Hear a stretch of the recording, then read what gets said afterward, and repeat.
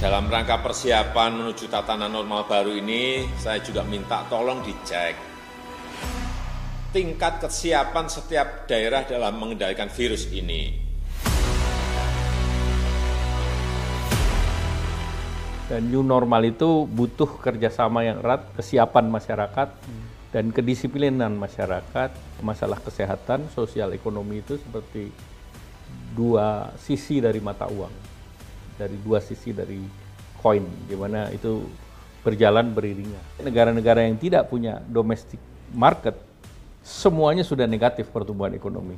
Hanya 3 negara yang pertumbuhannya masih positif, Indonesia, China, India. Kita menginginkan agar pandemi COVID ini tidak merembet atau merembes pada pandemi PHK.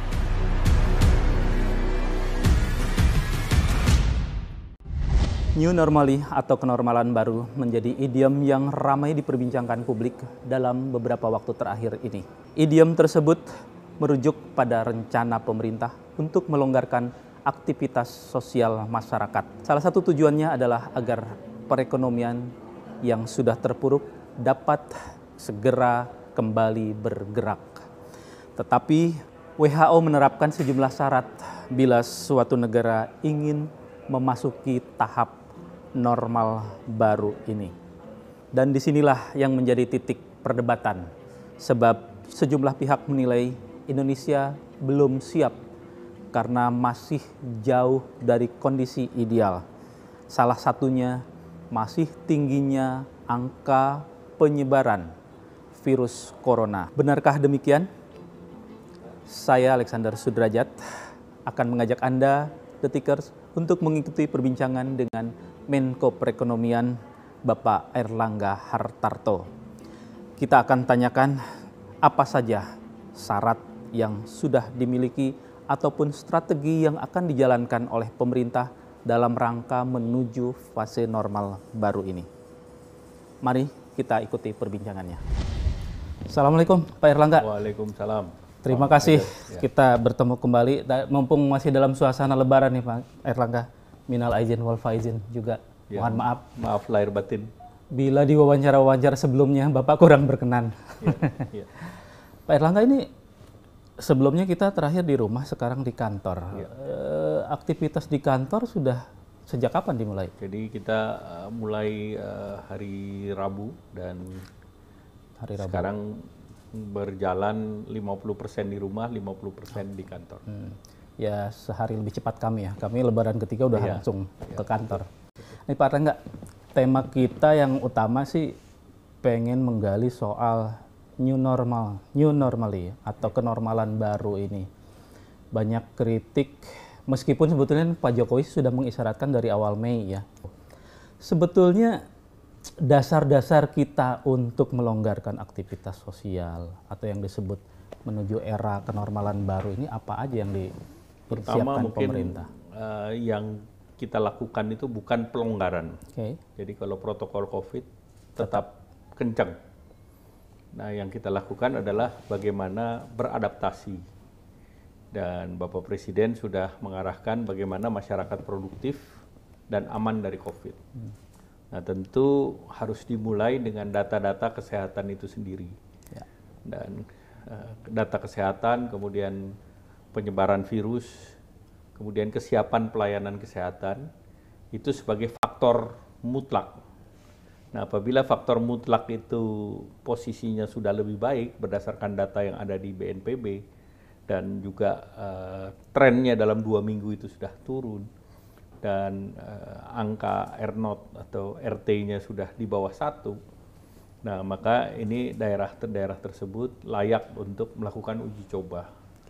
Nah, disebutnya juga uji coba ya, bukan langsung. Ya, jadi selalu dengan uji coba dulu. Kemudian yang kedua, protokolnya disiapkan di setiap sektornya. Kemarin Perhubungan sudah membuka dengan protokol yang ketat. Kemudian 11 sektor tidak pernah ditutup, termasuk sektor industri. Ada kasusnya misalnya di kawasan Cikarang, Jababeka, yang aktivitas industri tetap berjalan dan tidak ada pandemi COVID di sana. Karena kalau industri lebih mudah dikendalikan karena mereka kan sudah lebih tertib di pabrik dan di yang lain. Hanya tinggal berikut disesuaikan dengan transportasinya. Nah, kemudian berikutnya tentu kita menginginkan agar pandemi COVID ini tidak merembet atau merembes pada pandemi PHK. Pandemi PHK, oke. Nah, sehingga salah satunya adalah melakukan restart produktif tapi aman COVID. Nah, oleh karena itu protokol-protokolnya baru. Ya. Karena cara protokol baru ini diberlakukan sampai ditemukannya vaksin. Ya.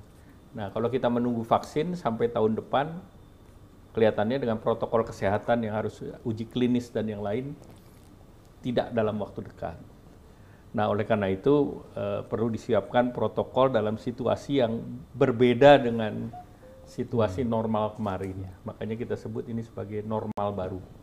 Nah, dalam normal baru tentu protokol menggunakan masker, cuci tangan, kemudian dites temperatur, dan yang lain semua itu berlaku untuk semua sektor kehidupan bermasyarakat.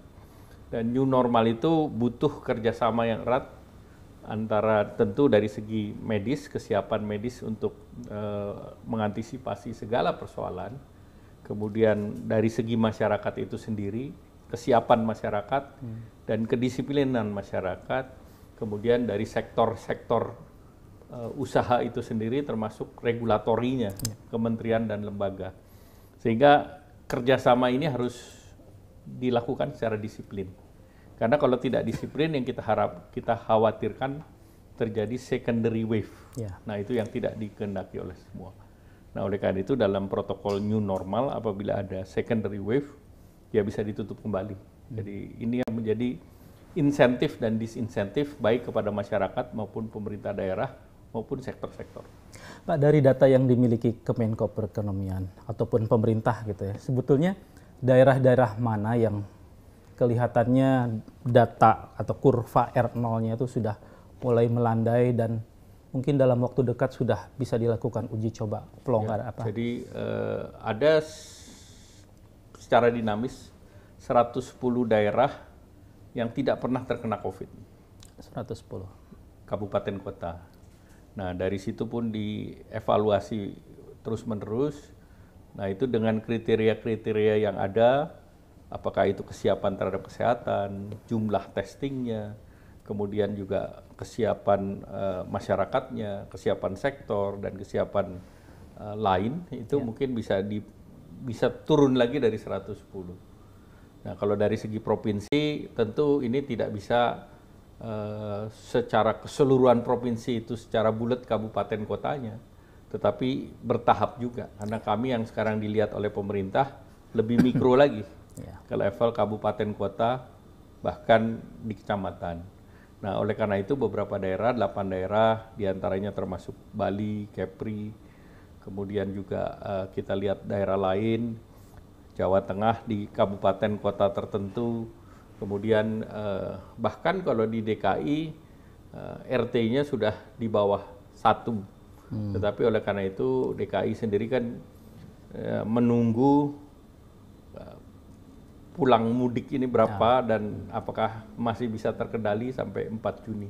Jadi Jabodetabek sebetulnya menunggu itu, walaupun Jawa Barat PSBB berakhirnya tanggal 29. Hari ini ya. Ya, jadi semua itu tergantung kepada kondisi di daerah masing-masing dan monitoring dari BNPB. Karena data yang dipakai adalah data trace yang ada di BNPB. Indonesia ini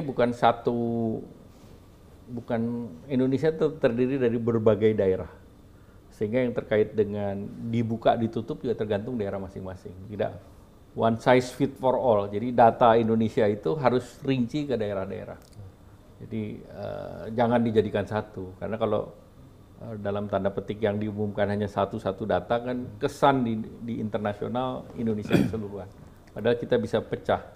Jadi kita bisa lihat kayak misalnya Bali ini kan setara dengan Singapura. Dan capaian di Bali kan dan capaian di Singapura itu comparable sebetulnya. Nah, kalau kita bicara Korea kan kita bicara Jawa Barat. Gitu. Sizable-nya kita harus melihat konteks itu agar kita dalam kerjasama internasional juga kita bisa menyampaikan hal tersebut. itulah aja, itu saja. Dan nanti memang keputusan untuk memasuki era new normal itu kuncinya ada di keputusan kepala daerah masing-masing Kepala daerah masing-masing, tetapi juga persetujuan dari Satgas Covid. Karena yang pegang data kan Satgas Covid. Gugus tugas itu ya. Dan Menkes. Selama itu PSBB-nya berhenti, maka dia akan berhenti sesuai dengan agenda PSBB tersebut. Jadi itu sudah. Nah, sebetulnya mungkin ide awal untuk memberlakukan kenormalan baru itu siapa yang melontarkan? Dari gugus tugas, apakah dari kalangan dunia usaha? Sebetulnya itu yang arahan Bapak Presiden agar kita masuk dalam periode yang diberi tema produktif dan aman COVID, sambil menunggu perkembangan dari penyakit itu sendiri. Nah, meskipun data trace-nya seperti yang Bapak jelaskan tadi, kritik yang terlontar dari beberapa pakar, ini kan minimnya uji dalam bentuk rapid test maupun swab itu, Pak. Pak Jokowi minta per hari 10.000, yang terlaksanakan jauh sekali dari itu. Sehingga kemungkinan datanya sebetulnya tidak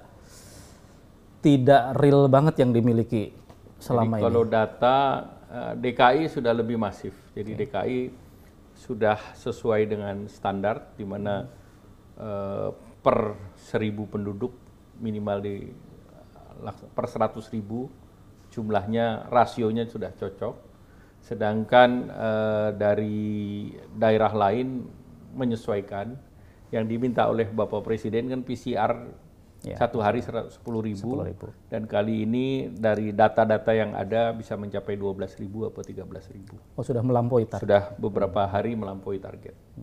Pak, dengan apa nanti kita uji coba melakukan kenormalan baru itu, sebetulnya target jangka pendek yang ingin dicapai oleh pemerintah itu apa? Ya, jadi seperti pemerintah mengatakan bahwa masalah kesehatan, sosial, ekonomi itu seperti dua sisi dari mata uang, dari dua sisi dari koin, di mana itu berjalan beriringan, sehingga tidak bisa untuk mengurangi yang tadi PHK. Nah, berdasarkan studi yang dilakukan oleh Moody's misalnya, penelitiannya mengatakan bahwa perekonomian ini kan kemarin kita turun ke 2,9, di bawah 3%, ya. Tapi masih tetap tumbuh, dan itu pun masih relatif tinggi dibandingkan yang lain. Yang lain sudah masuk di dalam zona negatif. Tapi di kuartal kedua ini kemungkinan turun ke negatif berdasarkan Moody. Namun diprediksi juga di kuartal ketiga dan kuartal keempat kita mengejar naik. Nah, nanti itu kita berharap bahwa di negara lain di ASEAN seperti Filipina dan Vietnam juga memonitor ini. Sehingga tentu kita melihat bahwa pertumbuhan ekonomi ini penting, karena sekarang sebelum pandemi ini 7 juta orang sudah bukan PHK, belum mendapatkan pekerjaan. Dan pada saat PHK terjadi pandemik sekitar 1,8. Nah, tentu ini kita harus segera mungkin menciptakan kesempatan-kesempatan baru. Nah, tadi kami bahas terkait dengan proyek strategis nasional dengan Bapak Presiden, dan kita mendorong bahwa proyek strategis nasional ini yang besarnya lebih dari 1.400 triliun untuk terus berjalan. Karena ini akan menciptakan lapangan pekerjaan antara 3 sampai 4 juta, 3,5 sampai 4 juta dari proyek strategis saja sepanjang 4-5 tahun ke depan. Nah, oleh karena itu new normal ini menjadi sangat perlu dan penting, dan ini dilakukan bukan hanya di Indonesia. Negara-negara lain juga sudah membuka dan melakukan hal yang sama. Nah, tentu sampai vaksin ditemukan, kita tidak bicara situasi seperti sebelum COVID.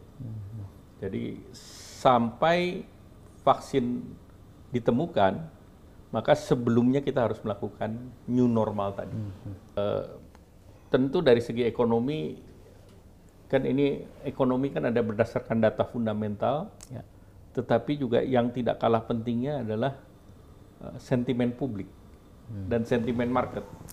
Nah, kalau sentimen market itu tergantung pada harapan, hope. Jadi kalau harapannya kita buat positif, maka ini akan mendrive fundamental. Dan sentimental publik dan market itu penting. Dan sekarang sebetulnya Indonesia market sentimennya dapat. Karena kita lihat dari posisi rupiah baik, pasar modal relatif baik di tengah pandemi ini, dan kepercayaan internasional tinggi. Sehingga dengan demikian yang akan invest di Indonesia tetap komit. Walaupun terjadi delay daripada eksekusi, tetapi karena delay itu, karena expert itu tidak bisa datang ke Indonesia. Pesan yang saya ingin masukkan bahwa expert yang datang ke Indonesia itu juga menciptakan multiplier effect kepada pekerja. Sehingga dengan demikian, ya ini yang juga protokol ini yang sedang dibahas supaya ini restart di ekonomi untuk ekspor. Apalagi kita ini kan salah satu produsen APD yang menjadi sebagian ke Singapura, ke Malaysia, ke Korea, ke Jepang, sehingga sangat diperlukan. Ada 213 negara mengalami hal yang sama, tetapi yang punya kemampuan ekspor dan punya skill dan punya kapasitas adalah Indonesia. Demikian pula waktu pertemuan dengan pemimpin di ASEAN, dengan Presiden World Economic Forum, mereka semua ingin mempunyai serep daripada value chain, daripada industrinya. Nah, serep itu mau nggak mau, kecuali China, itu mereka cari negara lain. Nah, di ASEAN adalah Indonesia, Vietnam, Thailand sedang mengejar. Nah, berikutnya Bangladesh dan India. Nah, jadi inilah yang kita harus berkompetisi. Nah, Pak, meskipun kita punya protokol, kalau dari evaluasi pemerintah, mengingat kayaknya di sana sini tingkat disiplin kita yang sangat minim gitu kan. Kita kemarin terakhir Korea sudah melakukan new normal, tetapi kemudian juga mereka evaluasi karena ada terjadi gelombang kedua juga. Ratusan sekolah kemudian diliburkan kembali. Kalau masalah sekolah memang kita harus lihat psikologi anak-anak. Ya. Jadi kalau psikologi anak-anak kan sulit untuk dilakukan pembatasan, apalagi untuk anak-anak yang relatif anak SD ke bawah. Atau PAUD misalnya, kan udah pasti diantar orang tua, diantar yang ngantar. Nah itu percampuran itu yang menimbulkan risiko. Dan anak kecil kan nggak bisa diminta untuk semua tidak bergaul gitu. Sekali mereka ketemu ya mereka bergaul. Gitu. Nah oleh karena itu perlu dikaji usia berapa yang sudah siap untuk social distancing, disiplin, selalu memakai masker dan yang lain. Jadi itu yang perlu dikaji secara lebih detail, dan kebetulan kan kalau sekolah memasuki libur panjang, baru nanti di pertengahan Juli baru mulai. Nah tentu tahapan-tahapan itu nanti disiapkan oleh Menteri Pendidikan dan Kebudayaan terkait dengan protokol di sekolah. Kak, maksud saya terkait kita contoh menjelang Lebaran kemarin, pembukaan mal misalnya. Kan kemarin Pak Presiden juga meninjau ke Bekasi, tapi lihat contoh di Ciledug. Jadi pertama yang di Ciledug kan tidak dibuka secara protokol. Jadi itu karena desakan publik dan itu dibuka. Dan sebetulnya situasinya kan masih PSBB. Jadi bukan dibuka yang sesuai dengan protokol. Tapi yang kemarin Bapak Presiden tinjau adalah yang di Bekasi itu adalah mal yang dibuka dengan protokol. Nah tentu ini yang menjadi contoh kepada mal-mal yang lain, karena Hiperindo sudah membuat protokol. Tentu pasar tradisional juga ada protokol, walaupun dari pembahasan dengan para gubernur yang paling sulit adalah yang di pasar tradisional. Karena ini selain jarak, kemudian interaksi. Dan di awal kan pemerintah menjanjikan akan memberikan stimulus itu kan untuk kalangan dunia usaha. Yang sudah dilakukan dan yang sedang dilakukan dan akan dilakukan, bisa dijelaskan nggak Pak? Secara? Ya, jadi kalau stimulus dalam bentuk untuk usaha kecil dan menengah, terutama usaha di bawah 10 miliar, itu relatif paketnya sudah lengkap. Sudah. Jadi untuk usaha kecil, menengah, mikro di bawah 10 juta misalnya, melalui UMI Mekar, itu sudah di full subsidi oleh pemerintah. Jadi bunga yang 19% itu udah full disubsidi oleh pemerintah. Nah kalau untuk KUR yang 10 sampai dengan 500 juta, nah itu pemerintah memberikan subsidi 6% di 3 bulan pertama dan 6% di 3 bulan kedua. Nah khusus yang di atas 500 juta sampai 10 miliar, nah itu pemerintah memberikan subsidi 3% di 3 bulan pertama dan 2% di 3 bulan kedua. Nah ini seluruhnya sekitar 34 triliun sudah disiapkan oleh pemerintah. Nah tentu tinggal bank-bank itu dan masing-masing dengan unit usaha itu secara bisnis to bisnis diselesaikan. Tetapi restrukturisasi dan cicilan bunga sudah dibayar oleh pemerintah. Sehingga tentunya mereka tinggal kalau apabila demand-nya ada kenaikan, mereka bisa mengajukan tambahan modal kerja.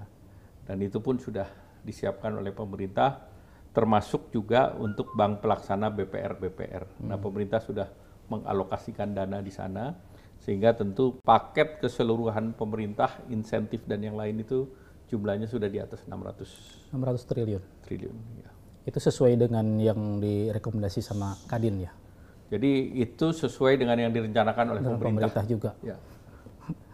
Jadi yang sudah diselesaikan adalah UMKM, kemudian BUMN, dan yang sedang akan diselesaikan itu yang terkait dengan padat karya di atas 10 miliar, tetapi basisnya adalah padat karya. Nah, kemudian yang sedang juga dihitung yang non padat karya, non UMKM, non BUMN. Nah, itu jadi paketnya kira-kira begitu. Nah, itu kapan akan Ini segera kita sudah menghitung, tinggal ini kan sesuatu yang dinamis karena kalau kita lihat per hari situasinya bergerak juga. Itu yang mungkin tadi Bapak optimis bahwa di kuartal ketiga dan keempat pertumbuhan ekonomi kita nggak akan lagi minus. Ya. Berapa Pak? Di kisaran angka berapa? Targetnya kan kita sampai akhir tahun 2,3 sampai 2,5. Kalau misalnya saya balik sedikit, kalau kemarin menjelang Lebaran, kan saya lihat ya masyarakat tetap belanja selain daring juga ya ke mall-mall gitu ya. Itu ada sedikit membantu nggak Pak terhadap? Iya, tentu karena yang dibuka kan relatif terbatas. Ya. Jadi memang Lebaran yang kemarin ini berbeda dengan Lebaran sebelumnya. Biasanya kalau Lebaran itu kan demand-nya puncak. Ya. Nah ini tidak terjadi. Jadi bahkan untuk beberapa komoditas kan terjadi deflasi. Nah itu menunjukkan bahwa demand-nya ada demand shock, ada penurunan daripada demand. Kalau untuk bansos, setelah mungkin ada yang udah tahap 3 gitu kan kemungkinan betul nggak sih sampai Desember akan dilanjutkan? Jadi bansos keseluruhannya nanti didesain sampai Desember. Sampai Desember. Ya. Berarti akan ada tambahan anggaran di situ. Anggaran kan sudah disiapkan. Ya. Yang belum ini kan listrik baru sampai September.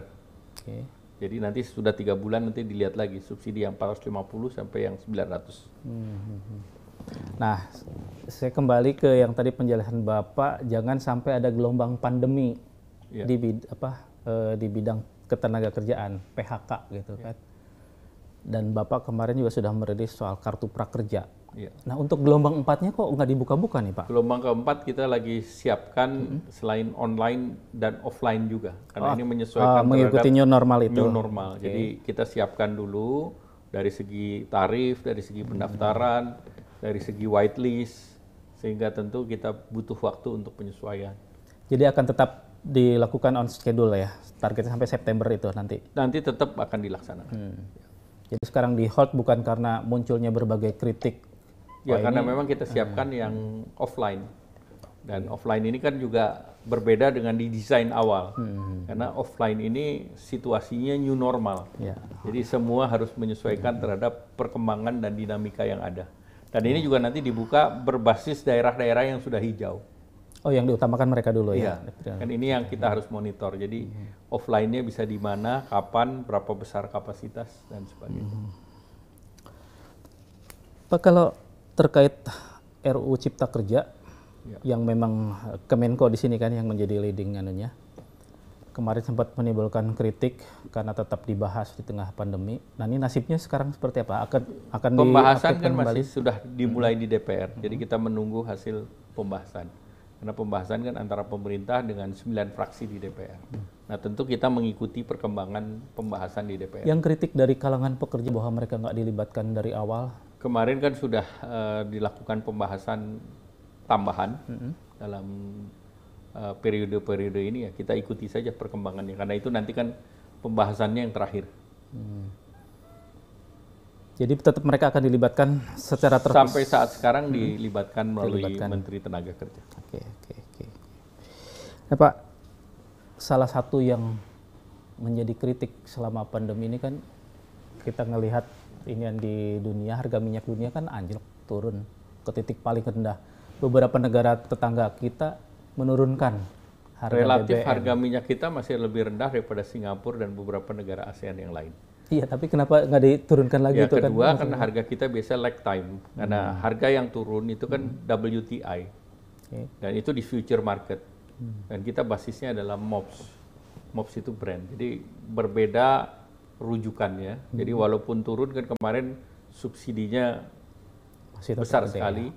Bahkan pemerintah sekarang masih menyelesaikan pembayaran dengan Pertamina. Nah, oleh karena itu dan juga berikut kita punya program biofuel, di mana delta perbedaan harga antara biofuel dengan harga minyak apabila terlalu rendah itu deltanya semakin tinggi, sehingga tentu situasi abnormal ini kita tidak mau dianggap situasinya normal, jadi harus dilakukan normalisasi harga-harga BBM.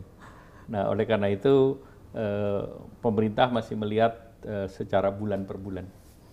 Pak Erlangga, isu lain yang sempat ramai itu soal cetak uang. Ini kebetulan salah satu pengusulnya dari partai yang Bapak pimpin loh. Jadi kalau itu pendapat anggota dewan, bukan posisi partai. Kalau posisi Meskipun partai, dari fraksi Partai Golkar ya. kita mendorong untuk dilakukan melalui surat berharga. Jadi quantitative easing. Kalau masalah cetak uang, BI kan biasanya nyetak uang untuk menukar uang. Uang lama yang tidak layak edar dicetak lagi, yang baru. Jadi itu artinya proses yang biasa terjadi di BI itu sendiri. Tapi khusus untuk pemulihan ekonomi nasional, sesuai dengan PP, Perpres, dan Perpu, itu didorong melalui BI membeli surat berharga di pasar primer. Jadi lebih kepada QE, quantitative easing melalui perbankan. Ini kan yang mengusulkan juga bilangnya ini kan demi membantu pemulihan ekonomi juga. Ya, pemulihan ekonomi kan melalui sektor, dan sektor itu melalui likuiditas. Likuiditas itu yang diperbankan, sehingga mereka bisa mendorong kredit modal kerja kepada sektor. Nah, itu yang didorong. Itu sebelumnya memang nggak ngobrol-ngobrol dulu ya di internal Golkar gitu? Kalau Dia nyelonong sendiri aja? kalau anggota dewan kan Bebas kreatif, ya? bebas. Hak mereka untuk berbicara secara Pak, yang menarik ya, evaluasi selama WFH sekitar lebih dari 2 bulan dari Kemenko seperti apa, Pak? COVID ini mendorong kita untuk melakukan digitalisasi, sehingga industri 4.0 semakin relevan dengan COVID ini. Dan kedua, cara kita bekerja sudah berbeda. Jadi kita bisa kerja work from home, kita bisa bekerja secara hybrid, sebagian di kantor, sebagian di rumah. Dan tentu kebutuhan space kantor akan berkurang. Semua sektor, bukan hanya pemerintah dan yang lain. Tetapi juga kita sadar bahwa tidak semua bisa secara digital, karena sektor produktif, real, itu brick dan mortar. Jadi kita juga ingin agar padat karya pun bisa mendapatkan kesempatan. Nah, kalau di sektor government sudah bisa ada perubahan, kemudian di sektor pendidikan jelas ada perubahan, orang bisa belajar dari rumah, kemudian juga nanti di sektor perizinan dan yang lain, public service bisa dilakukan, maka yang diperlukan berikutnya adalah memastikan perubahan ini berjalan terus, atau lebih diakselerasi. Nah, itu yang namanya structural reform, reform struktural. Nah, structural reform ini dalam pembahasan yang di DPR Cipta Kerja. Sehingga ini diharapkan ini bisa menjadi solusi ke depan. Oke, tadi penjelasan soal APD kita punya keunggulan. Di luar itu kemarin BPPT dan sejumlah perusahaan, sejumlah lead bank itu kan dalam tempo 2 bulan berhasil menciptakan 5 alat bantu kesehatan terkait pandemi. Nah, ini supaya produk atau hasil kreasi mereka ini bisa juga bermanfaat untuk masyarakat kita. Kelanjutan produksinya seperti apa itu? Kemarin kan beberapa bekerja sama dengan swasta. Ya. Jadi ada 2 hal yang dicapai. Satu, menemukan peralatan ataupun inovasi peralatan, tetapi melakukan multiplikasi. Memproduksinya itu menjadi persoalan. Nah, sesudah persoalan memproduksi, berikutnya memperoleh sertifikasi untuk bisa diedarkan ataupun dikomersialisasikan. Jadi itu step-step yang diharapkan bisa dilakukan. Tetapi untuk komersialisasi dan yang lain, pemerintah sudah memberikan banyak keleluasaan, baik di perpajakan, import komponen, khusus untuk COVID semuanya dapat jalur hijau. Karena kalau kita bisa buat sendiri, harganya jauh lebih murah dan ternyata lebih canggih sebetulnya punya kita ya. Dari rapid test dibanding buatan Cina, buatan Korea, klaim dari para ahli pembuatnya. Apa hal lain tadi di tengah perang dagang Amerika, Cina, Amerika kan sudah katanya akan memindahkan banyak perusahaan dari Cina. Indonesia dapat kebagian nggak tuh? Berapa banyak? Justru kan salah satu yang disampaikan dengan Indonesia menjadi salah satu yang dipertimbangkan. Oleh karena itu Indonesia perlu menyiapkan diri. Itu yang terkait dengan RUU Cipta Kerja itu? Terkait dengan RUU Cipta Kerja, tetapi di lain pihak juga menyiapkan kawasan industri untuk itu. Jadi kawasan industri seperti di Batam, Bintan, Karimun itu mempunyai potensi besar, karena tentu ini dekat dengan marketnya di ASEAN. Kemudian juga kawasan industri Kendal juga yang sudah siap, itu tentunya siap menerima limpahan pabrik lah. Demikian pula kawasan-kawasan industri di Jawa Timur ataupun yang sedang disiapkan oleh pemerintah di kawasan Brebes. Nah, kenapa Brebes disiapkan? Karena Brebes ini juga salah satu yang diharapkan harganya kompetitif. Karena yang ditawarkan oleh Vietnam, Thailand, itu mereka memberikan setengah gratis. Artinya gratis dulu dilipat kemudian gitu. Nah, kita perlu menyiapkan hal yang cukup strategis dan tidak secara komersial bisa memudahkan perusahaan-perusahaan untuk pindah. Itu kelebihan dari sisi upah pekerjanya ya, Pak? Tidak juga. Satu, value chain. Kedua, yang punya domestic market. Karena sekarang semua sudah melihat bahwa negara yang mempunyai daya tahan ekonomi itu adalah menjadi basis ekspor tetapi punya domestic demand. Nah, itu domestic demand itu sebagai shock breaker, shock absorber terhadap gejolak ekonomi dunia. Negara yang tidak punya domestic market, dia nggak punya shock breaker.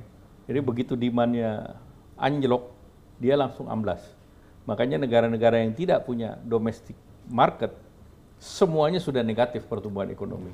Hanya 3 negara yang pertumbuhannya masih positif, Indonesia, China, India. Brebes kelebihannya apa, Pak, dibanding Batam dan daerah-daerah lain yang sedang disiapkan? Ya, Brebes dari segi labor intensif lebih siap, dan dari segi ketersediaan tanah, tata ruang dan yang lain sudah siap, dan pemerintah punya BUMN yang siap beroperasi di sana. Pak Erlangga, terima kasih sudah berkenan menerima kami di tengah kesibukan dan dalam suasana Lebaran. Semoga dari perbincangan kita, publik khususnya pembaca Detikkom bisa mendapatkan pencerahan dan pemahaman tentang rencana memasuki fase kenormalan baru ini. Terima kasih banyak. Terima kasih Mas Ajat.